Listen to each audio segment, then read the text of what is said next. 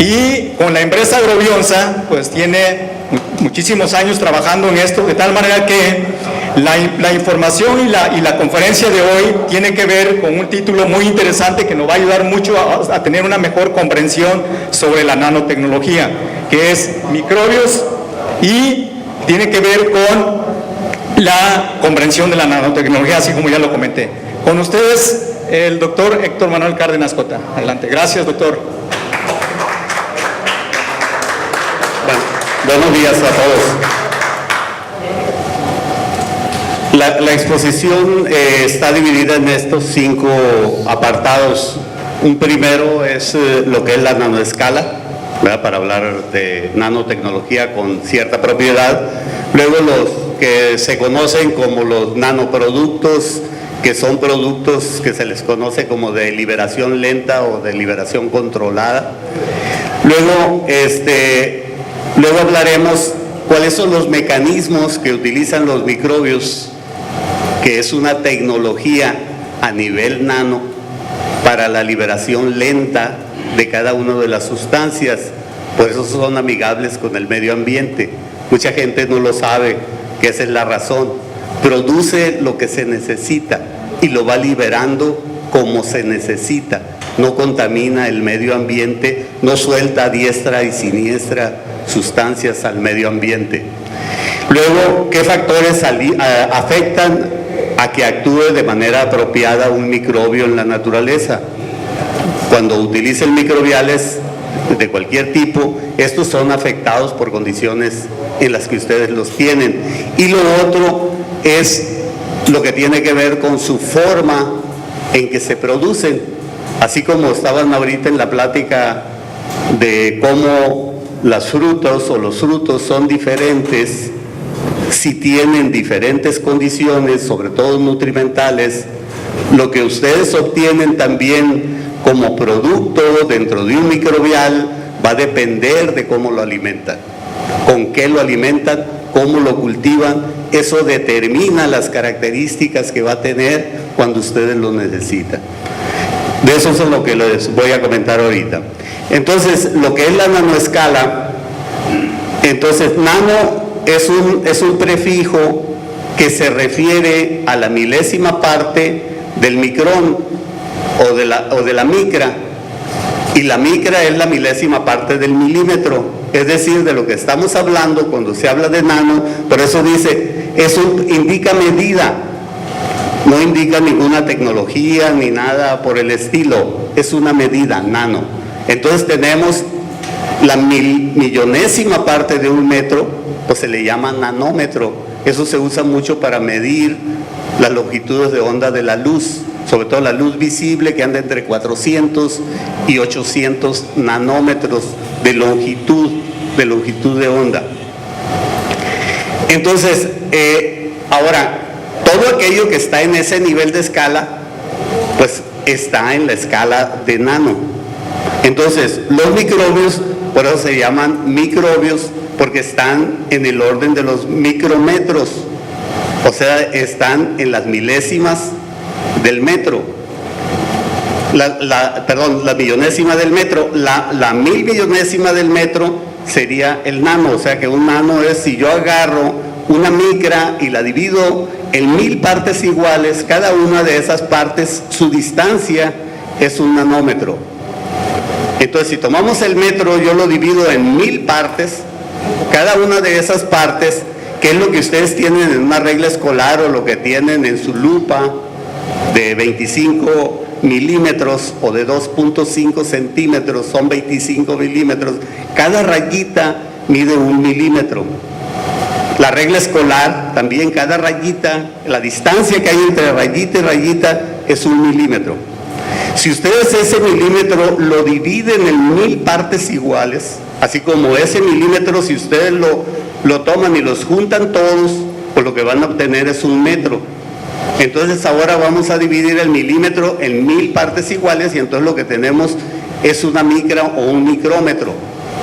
Y si ese ahora lo dividimos otra vez en 1000 partes, entonces lo que tenemos es un nanómetro. Pero nano, como es un prefijo que indica 1000 millonésima parte de algo, si ustedes tienen gramos, pues tiene el miligramos, tiene el microgramos y tiene el nanogramos. ¿Qué es un nanogramo? Pues es la 1.000.000.000ª parte de un gramo. Sí, espero haberme dado a entender. Bueno, entonces cuando hablamos de la nanotecnología es el estudio, diseño, creación, síntesis, manipulación y aplicación de materiales, aparatos y sistemas funcionales a través del control de la materia a nanoescala. Entonces de lo que estamos hablando es de la nanoescala, es decir, de cosas que andan por abajo de las micras o de los micrómetros y que llegan hasta el nivel de escala de un nanómetro. O sea que, entonces, todo lo que esté en ese nivel, pues a eso se le llama nanoescala. Bueno, gráficamente lo podemos ver aquí. Si ustedes ven un ácaro, ¿verdad? Normalmente casi no lo vemos a simple vista, pero usan su lupa y entonces ven los ácaros a través de la lupa. Ese mide 0.2 milímetros. 0.2 milímetros, ¿cuánto sería? Pues son 200 micrómetros. Eso es 0.2 por 1000, pues me da 200, son 200 micrómetros. Si yo lo midiera en nanómetros, pues lo que yo tengo son 200.000 nanómetros. Es decir, 0.2 milímetros, esa distancia, que es la quinta parte entre rayita y rayita que tienen en la regla escolar, ¿verdad? Quiere decir que si ustedes acomodan 5 ácaros en su rayita escolar, pues eso les va a dar 1 milímetro. Entonces, una célula vegetal, pues mide 35 micras, es decir, si esto mide 200, esto mide 35, pero si ustedes lo ven proporcionalmente, si todo esto mide 0.2, pues si tiene un estilete, ¿de qué tamaño es el estilete? Por eso es que lo puede agarrar y lo mete dentro de una célula para succionar.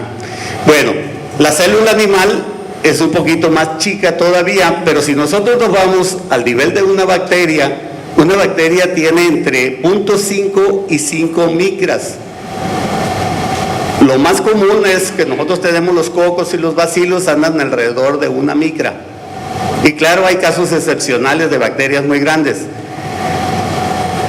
Cuando hablamos de virus, pues entonces ya estos tienen menos de 1 micra. Este tiene 1 micra, entonces quiere decir que los virus caben prácticamente dentro de las bacterias caben prácticamente dentro de las células animales y las células vegetales, en razón del tamaño. Si ustedes lo ven con otras partículas como los glóbulos rojos, por eso es que los glóbulos rojos, por el tamaño que tienen de 4 micras, ¿verdad? El plasmodium, que mide entre 1 y 5, que mide menos, alrededor de una micra, entre 1 y 2 micras, se mete y vive adentro de las células rojas. ¿Sí? Bien, cuando nosotros tenemos el material genético, anda alrededor de los 10 nanómetros, es decir, el grosor de la doble hélice de la escalera del material genético, esto mide alrededor de 10 nanómetros, que es un Armstrong, ¿verdad? Que es un sistema de medida que no está dentro del sistema de medida decimal. Bien, entonces, ya hablar de moléculas más pequeñas, pues son moléculas, ¿verdad?, que tendrían menos de 1 nanómetro. Otro ejemplo, aquí está. Si ahora lo vemos en la parte de lo que actualmente se le llama nanotecnología, comúnmente le llamamos nanotecnología, es decir, los nanotubos andan alrededor de 1 o 2 nanómetros de grosor, que pueden ver es como material genético. O sea, la célula tiene nanotubos, una célula. Entonces, si nosotros vemos una proteína, anda alrededor de 10 nanómetros. Si ustedes lo comparan con un transistor de los años 70, estos luego los hicieron más pequeños, entonces los convirtieron de micro a nanotransistores. Por eso ahora se llaman, ya no se llaman microchips, sino les llaman nanochips. porque son del tamaño de nanómetros. Eso es lo que se hace en la práctica. Pero entonces ustedes pueden ver que si la célula anda alrededor de una micra, todo lo que tiene de instrumental, los organelos, las partículas que están dentro de una célula, están en la escala nano. Entonces todo lo que haya sea una célula es nanotecnología natural. Sí me alcanzo a dar explicación de transmitirles en este momento. Bien, los productos de liberación lenta basados en estructuras moleculares fabricadas por el hombre de tamaño del nivel de la nanoescala, pues se usan para liberar lentamente sustancias. Si ustedes quieren esto, ustedes lo pueden encontrar. Esto se ha comenzado a utilizar pues para la liberación de drogas primero. ¿Qué es lo que paga más? La salud humana. Entonces mucho de lo que hay en la agricultura viene de la salud humana, digo por si no lo sabían. O sea, son como los refritos de las drogas sintéticas. Es lo mismo, pero son las mismas compañías. Las que venden las drogas de la farmacia son los que venden los productos químicos para el campo. Tienen toda la tecnología para hacer lo mismo, hacen el mismo tipo de experimentos. Los seres vivos nos comportamos igual, por eso yo señalaba ahorita, si ustedes hablan de nutrición, nutrición humana, nutrición del animal, nutrición de la planta, nutrición de los microbios, es nutrición a final de cuentas. Y ahorita lo tocamos eso.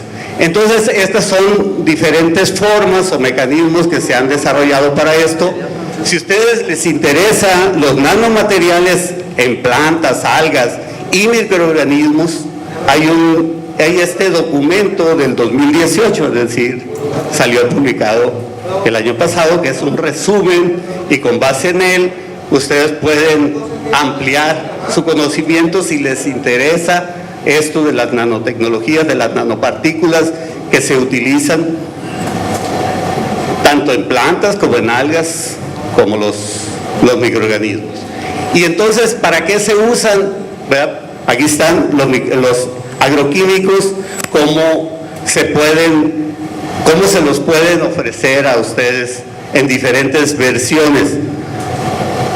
Bien, ¿para qué sirve más? Pues para la solubilidad. Muy probablemente algunos de los productos de la plática anterior pues son productos de este tipo que hacen dar estabilidad y tener un efecto de largo plazo. ¿Por qué? Porque se va liberando de manera lenta o de manera controlada, y entonces eso implica que va a haber menos gasto. Entonces, ¿para qué se usan? Pues se usan en medicina, se usan en los plaguicidas y se usan en los fertilizantes. ¿Cuáles son las ventajas? Les estaban señalando ahorita, ahorran material y hay un decremento, o puede haber un decremento en la contaminación. ¿Por qué? Porque no aplico cantidades tan grandes. Esto, pero tiene una contaminación biológica. O sea, no produce una contaminación química, pero produce una contaminación biológica. ¿A qué le llamaríamos contaminación biológica? Pues que va a generar poblaciones resistentes. ¿Por qué? Pues es simple y sencillamente una de las leyes de Darwin, ¿verdad? De los seres vivos. Si yo mantengo, ¿verdad?, lo que está seleccionando, hay una presión de selección, pues yo voy seleccionando con base en los que aguanten, y los que no, pues se murieron, y los que se murieron, pues no se reproducen. ¿Quiénes se van a reproducir? Los que aguantaron. Entonces voy seleccionando, ¿verdad? Igual como le hacen en el breeding, en cualquier sistema, nada más que lo que están haciendo, cuando se aplica de manera continuada y luego le van subiendo la dosis, ¿verdad?, del antibiótico o del plaguicida, pues lo que van generando son poblaciones resistentes, de la misma manera como se hacen los breeding para animales o para plantas, cuando se quiere que tengan una propiedad en particular los que sobreviven de esos son los que se reproducen y se va repitiendo para aquellos que manejan este mejoramiento genético. Entonces, ¿cuáles son los mecanismos utilizados por los microbios? Esto también está estudiado, ¿sí? No voy a abundar mucho, pero hay diferentes mecanismos ya estudiados de la forma en que los microbios le hacen para liberar de manera lenta. Entonces podemos ver al menos 7 mecanismos diferentes. Es decir, no es uno solo. Un poco para darnos la idea, todo tiene que ver, sobre todo un microbio que va a infectar a una célula, lo que hace es, pues tiene que superar la barrera que tiene la célula, y esa barrera pues es la membrana citoplasmática. Una membrana citoplasmática normalmente mide, cuando mucho, unos 10 nanómetros. Entonces va a necesitar algo que penetre, pudiéramos decir una jeringa, una nanojeringa, para poder introducir. Esto mismo hacen los virus. Los virus también utilizan algún mecanismo, hay algunos que logran penetrar totalmente. Ahora, además de esto, normalmente las células tienen una capa protectora adicional, que puede ser en las plantas la pared celular, que eso le da un cierto grosor adicional. Entonces, si nosotros vemos todas estas estructuras en la célula, pues son de dimensiones nano en la escala, son de nanoescala. Entonces, estos son solamente algunos de los mecanismos. Esta es la célula o la membrana de la célula que va a infectar a la otra célula, y para hacerlo utiliza una especie de nanojeringa. Entonces la diferencia que hay es en el mecanismo de la nanojeringa. Esta es una que es directa y esta es una que actúa de manera indirecta. Esta actúa como un fijador para que no se le vaya, crea un espacio entre las dos células. En ese espacio intercelular es donde libera las sustancias. Esto lo hace porque la otra célula, cuando se defiende, puede utilizar el mismo canal para mandarle sustancias defensivas. Es lucha química, y esa lucha química es con moléculas que están a la altura de la nanoescala. Este es otro mecanismo, son algo parecidos. Normalmente las diferencias son las estructuras adicionales que utilizan para fijarse de una célula con la otra. No vamos a abundar en eso. Si nosotros vemos, los hongos hacen exactamente lo mismo, nada más que lo hacen un poco como ya prácticamente a nivel microscópico. Entonces lo que hace, si nosotros tenemos esto que mide alrededor de 10 micras, ¿verdad? Esto lo que va a hacer es lo mismo. Aquí se ve que forma algo que se le llama clavo para penetrar la pared celular y luego la membrana celular de la célula, que sería esta, que va a ser infectada, y a través de eso, igual como lo hacen las bacterias, genera y comienza a producir toxinas, o sea, sustancias que son tóxicas para el otro organismo. Es decir, no las libera al medio ambiente, porque eso es antieconómico. ¿De dónde va a sacar energía para estar bombardeando para todos lados las toxinas? Pues necesita economizarlas y dirigirlas a donde debe de ir. Entonces eso es esta producción de las sustancias tóxicas que va a utilizar para controlar al huésped, ¿verdad? Las tiene que generar y usarlas directamente, no las va a desperdiciar. Eso es lo que hace. Entonces,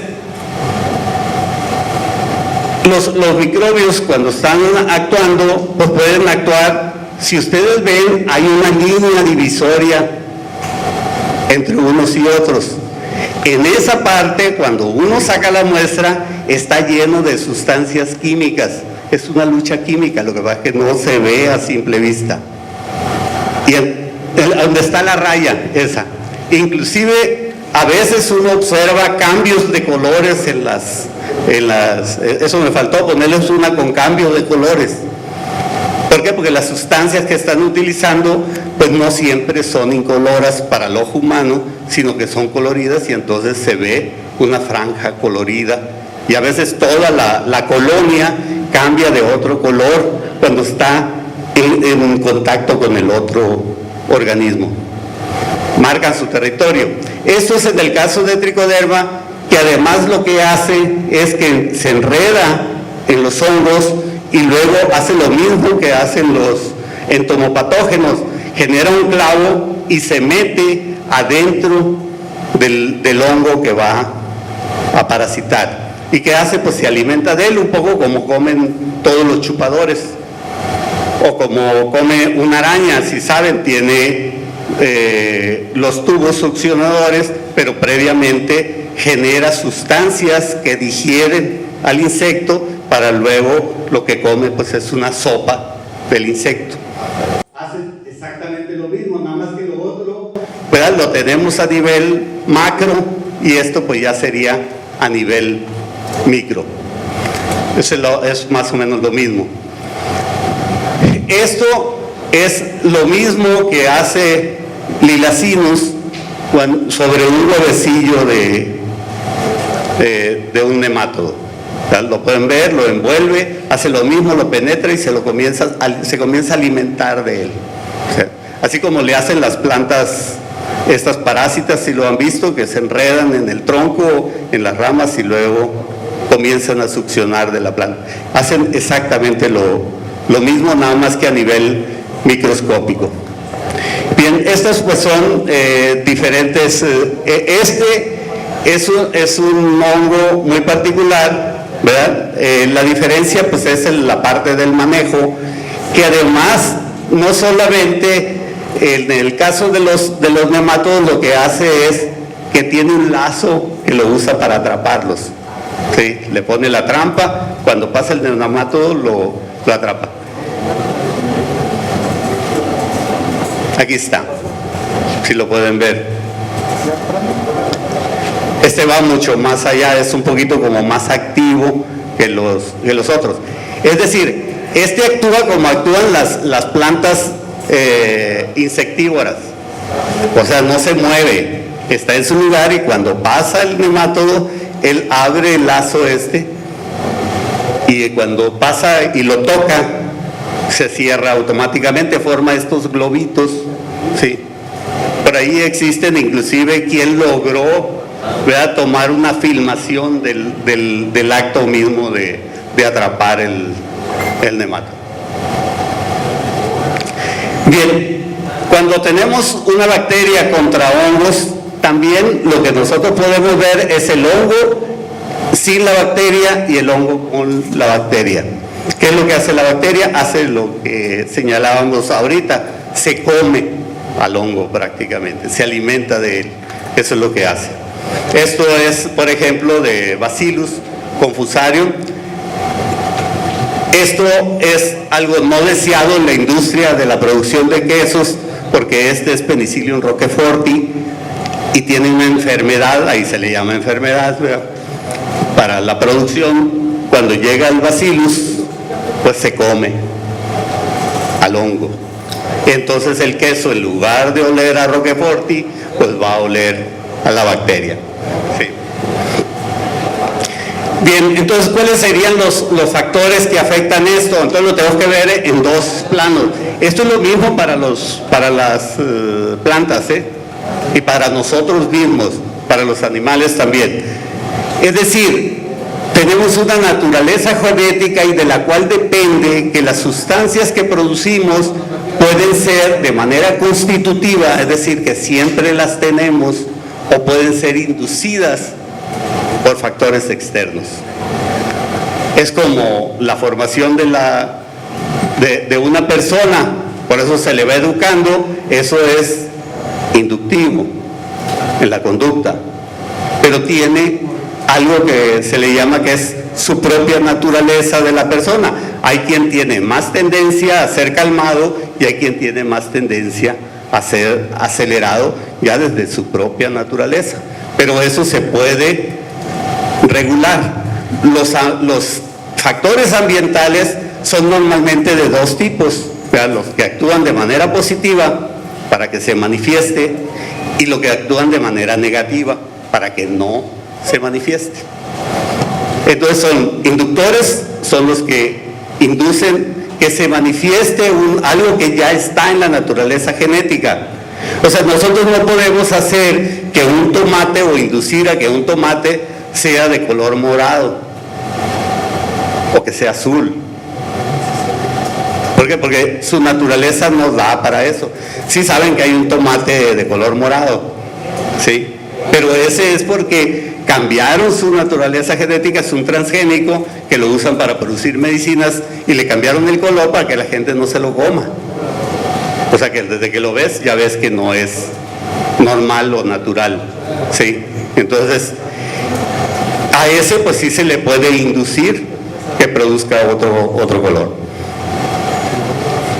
Bien, entonces en los productos formulados con microbios hay algo que se maneja en la parte, cuando nosotros lo tomamos de la naturaleza, pues ya trae su naturaleza genética, y entonces lo que se hace en la práctica es, se aísla, se identifica y se caracteriza si sirve o no sirve, si produce o no produce tal o cual cosa.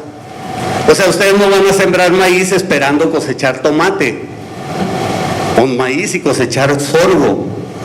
Eso depende de la naturaleza genética. Igual pasa con los microbios, tienen su naturaleza genética. Lo que sí podemos hacer, y eso es lo que ustedes es lo que trabajan con las plantas, es modificar su ambiente. La plática anterior era de modificar el ambiente. ¿Para qué? Para tener una mayor producción. Entonces con los microbios uno hace exactamente lo mismo, ¿sí? Y entonces ambientalmente lo preparamos y lo formulamos de acuerdo a la naturaleza del medio ambiente, y se da una recomendación de formulación en campo para eso. Entonces, ¿qué producen los hongos que se usan, los entomopatógenos? Pues producen un montonal de cosas. No todos producen lo mismo. Igual volvemos a lo mismo. O sea, si ustedes siembran tomate saladete, no están pensando cosechar tomate gordo. O si siembran chile bel de color rojo, pues no esperan que salga amarillo, pues. ¿Por qué? Porque depende de su naturaleza, es la variedad que están utilizando. Es lo mismo con los microbios. Entonces, a veces se generaliza. O sea, si pueden ver, hay diferentes tipos de sustancias que utilizan. Son baterías, no es una sola cosa. Sí. Lo que pasa es que no las sueltan al medio ambiente, las dirigen, son tiros dirigidos. Esto es un caso del manejo también, cuando uno los maneja, ¿verdad? Como pueden ver, el efecto que está teniendo sobre la mortalidad, esto que es lo que se ve en color rosa, varía dependiendo del tiempo, de las horas, depende de cuándo lo cosecho. ¿Sí? Esto es en cultivos sumergidos. Entonces, ¿qué tan bueno, qué tan malo? Eso depende del horario. Entonces no es nomás así ahí se va, pues. ¿Sí? Para aquellos que manejan cultivos sumergidos para la producción de entomopatógenos o lo que sea, tiene que ver los tiempos. Entonces hay que tener las características, digo, si lo van a manejar en esa forma. Entonces, en el caso, ¿cómo controlamos para que haga mejor lo que debe de hacer? Se usa lo mismo que en la agricultura. Son los factores físicos y los factores químicos, que son los nutrientes.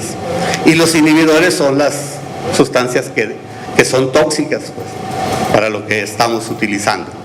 O sea, si yo estoy cultivando una bacteria y le pongo antibióticos antibacterianos, pues eso le va a afectar. Si no es resistente, si es resistente, pues le va a afectar a otros, pero no a él. Y entonces, si ven, son más o menos los mismos factores, ¿verdad? Que si la cantidad de humedad. En el caso de los microbios, uno lo maneja como actividad de agua, como se maneja en los alimentos. No lo maneja uno también utilizan ciertos términos en la agricultura, qué tan empapado debe de estar el suelo, ¿verdad? La luz, qué tipo de luz, o sea, no es solo luz así, sino qué tipo de luz. Por ejemplo, si saben, la luz tiene diferentes longitudes de onda, por cada color corresponde a una longitud de onda diferente, y entonces aquí pueden ver, por ejemplo, para esto que está publicado en una revista desde hace rato, por el grupo en el que hemos trabajado, pueden ver que en el caso de Paxellomyces fumoso roseus, ¿verdad? Si yo le cambio la longitud de onda de la luz, el hongo se comporta de manera diferente. Pero no solo le afecta la longitud de la onda, sino que también le afecta a qué hora se la doy.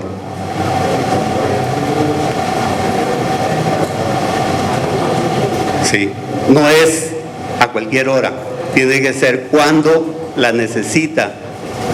Es igual, es como las plantas, ¿verdad? Por eso, ¿por qué se cultivan en ciertos periodos de tiempo y no siembran en cualquier día del año? Porque el medio ambiente influye, es lo mismo, es la misma historia.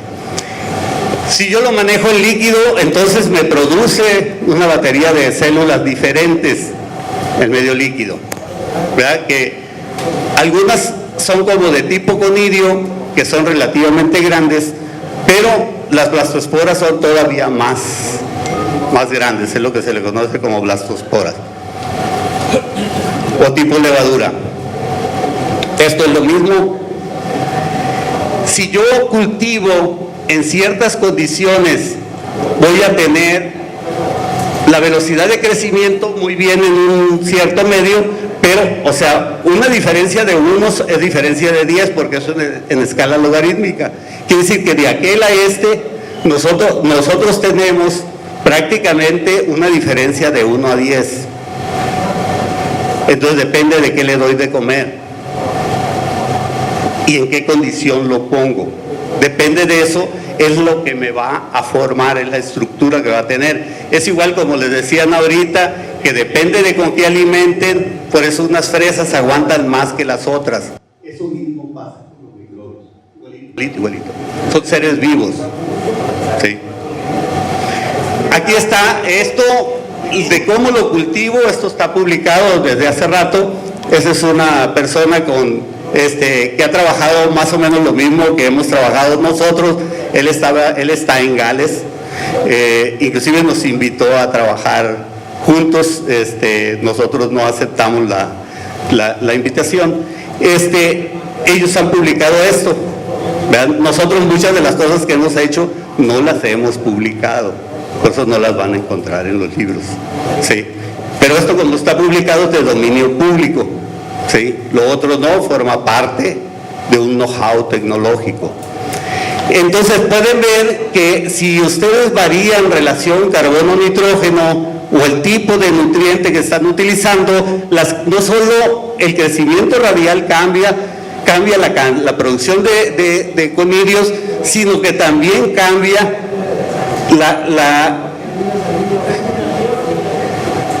sobre todo el tiempo letal, como lo están midiendo ahí. Entonces, ¿qué le doy de comer? ¿Cómo lo cultivo? Es como los toros de lidia, ustedes mismos lo pueden ver, así como le estaban presentando hace un momento las fresas en particular. Eso pasa con todos los seres vivos, con los humanos también. Por eso algunos pues no llegan a la edad de nosotros, porque no tienen las condiciones ambientales. Se murieron por ahí de un síncope cardíaco o lo que sea con anterioridad. Entonces, esto es otro ejemplo del mismo, son medios sólidos esto, pero esto mismo lo pueden observar en medios líquidos. Esto es parte de lo que nosotros hemos hecho, del tiempo en días y del medio, y cómo tenemos un óptimo de producción. ¿Verdad?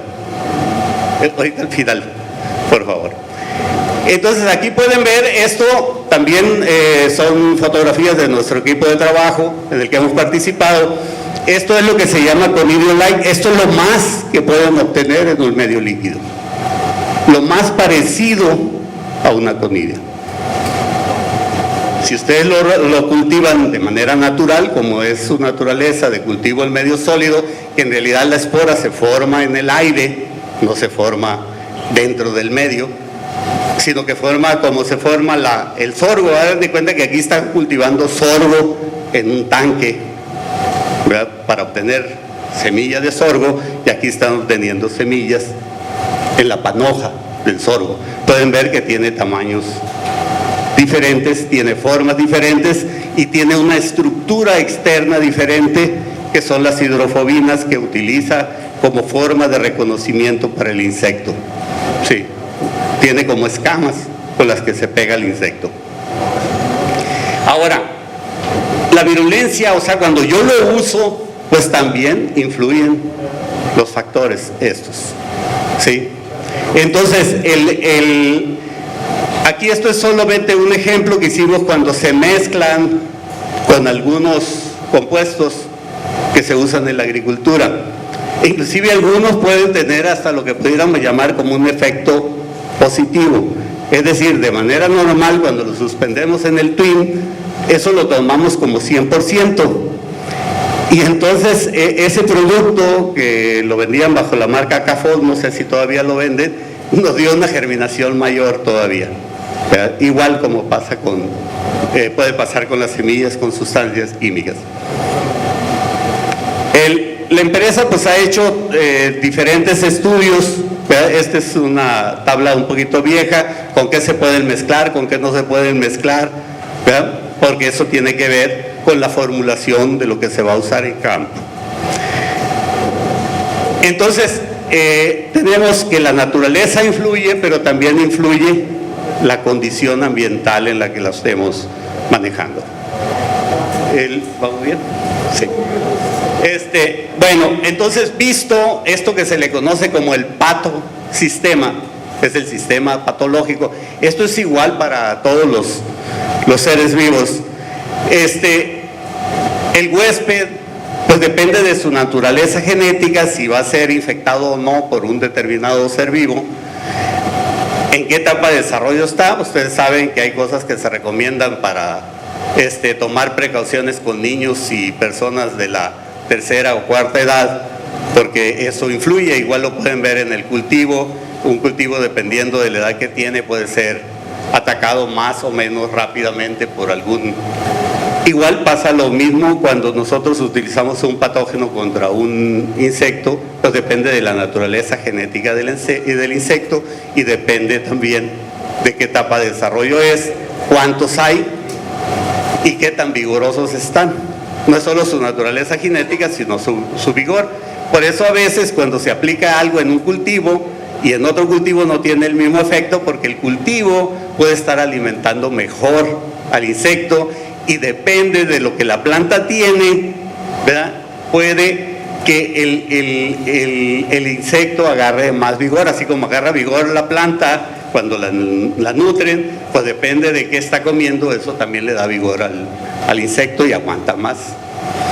En el caso de que usen un patógeno, pues su naturaleza genética tiene que coincidir con la naturaleza genética, tiene que ser parásito o ser patógeno del huésped respectivo, no agarran a cualquiera por ahí. La cantidad que ustedes usen de patógeno y el vigor que tenga ese patógeno que ustedes están utilizando.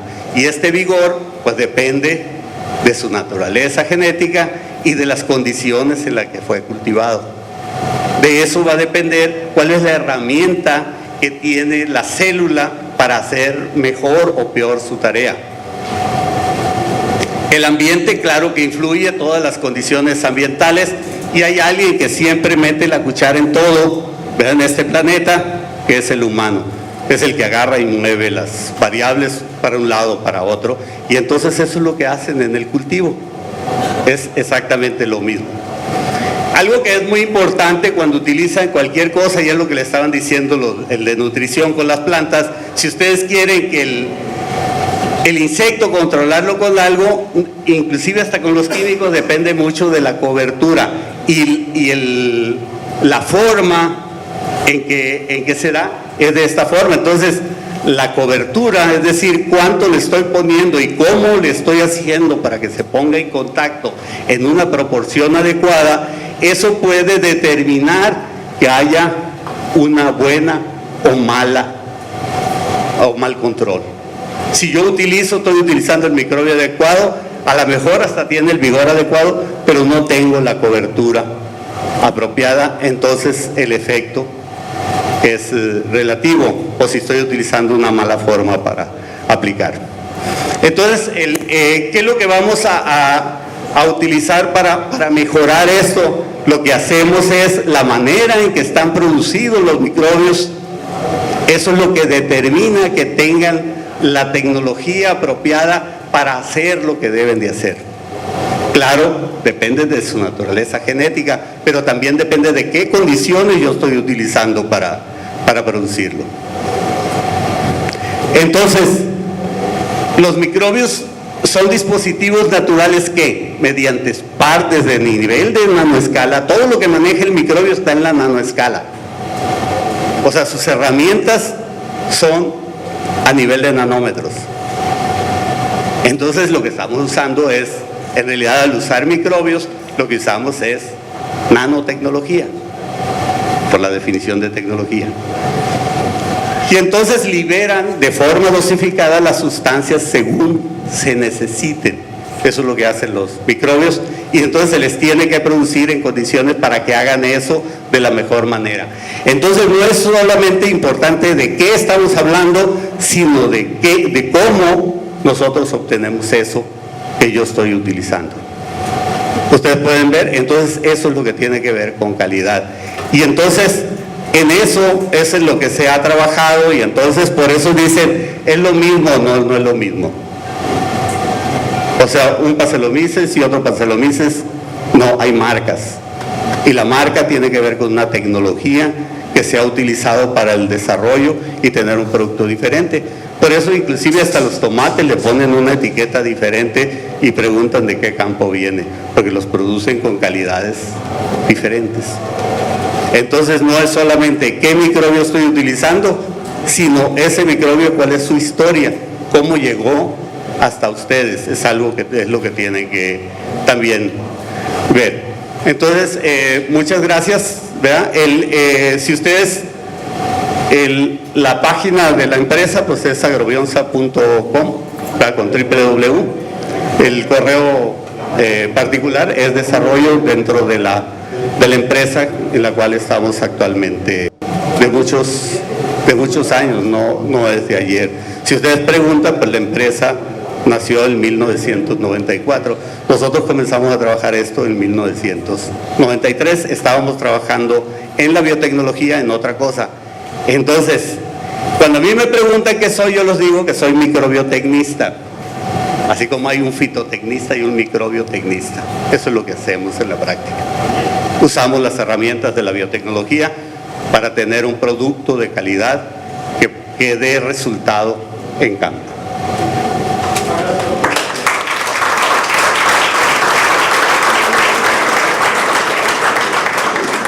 Bueno, no interrumpí la impresionante plática del doctor Héctor Manuel Cárdenas Cota, porque todos estábamos interesados en eso. Él sí ha vivido en el mundo del microbio, de la nanotecnología, y qué bueno, fue bastante impresionante lo que nos platicó. La pregunta que nos planteó alguien por ahí, creo que lo vamos a tener que contestar de manera ya particular, doctor, porque se nos agotó el tiempo. Le agradezco mucho, y a nombre de Agroinnova 2019 se le hace un reconocimiento al doctor Héctor Manuel Cárdenas Cota por su participación en este evento. Muchísimas gracias.